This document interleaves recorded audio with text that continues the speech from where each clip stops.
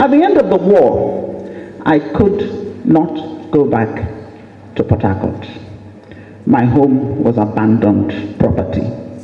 Those of you who come from Port Harcourt know the story.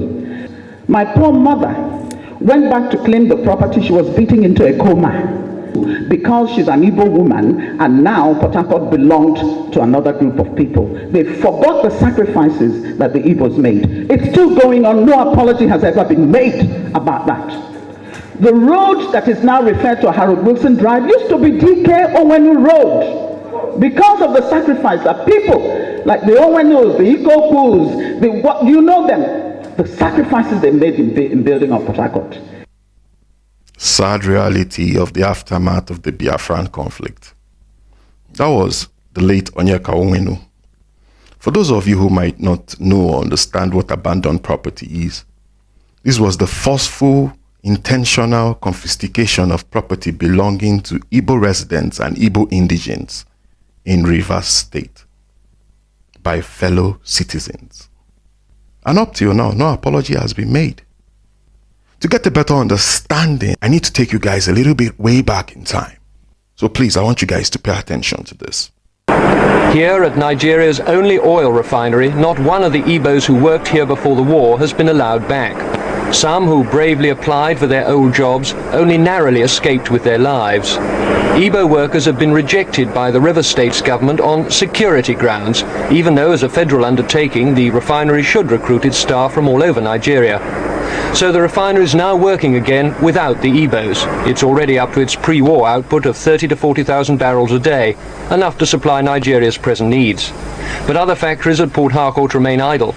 The Igbos who used to dominate commerce and industry here have not been allowed back, and the River State men, however eager to take over their jobs, have not yet acquired the necessary skills. Outside the docks, I asked some Rivers men what they thought of the Igbos. Igbos, though we are all one Nigeria, but they misbehave themselves, and we feel at the moment, at this time, they should remain in their East Central State. You don't think there is a place for them to work down here now? At the moment, I don't think so. Do you think it will come in the future? That future can tell. But not now? Not now. The federal government has many times said that Igbos will live with their compatriots again in peace and prosperity. But whatever General Gowon may say about reconciliation in faraway Lagos, it's not happening here in the Rivers State. This is Igrita, where these Igbos have lived for centuries. During the war they fled, and local people from other tribes who remained seized the chance to occupy or destroy their homes and seize their farmland. So now these people, there may be as many as 10,000 of them, huddle in squalid refugee camps like this, outcasts in their own towns. All their petitions to the governor of the River State have gone unanswered. There's no indication that they will ever get their homes back. How long is it that you and your people have lived here? We have been here more than 400 years ago. As long as that? Over 400 years ago. Do you have any other home at all?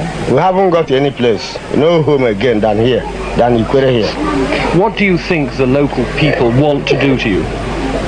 Well, the people say they want to fight us. So because we ran away when there was a booming of guns during the Civil War, you see, and the army people protect them, not allow them to fight us.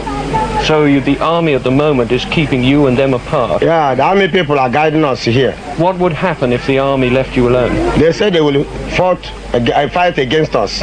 They'll try and drive you out? Yes, sir. Can you imagine? These are actually indigents of River State just because they are Igbos that felt threatened and decided to flee during the Civil War. Upon return, their properties has been confiscated, and they are being threatened. If they come around what belongs to them, they will fight them, beat them. Even those that wants to go back to their previous jobs were beaten out of their jobs. And up until this moment, no confiscated property has been returned. And the worst part of it, if you listen properly, is they made several appeals to the government of the SPIF, who happens to be the military governor at the time, and yet no response.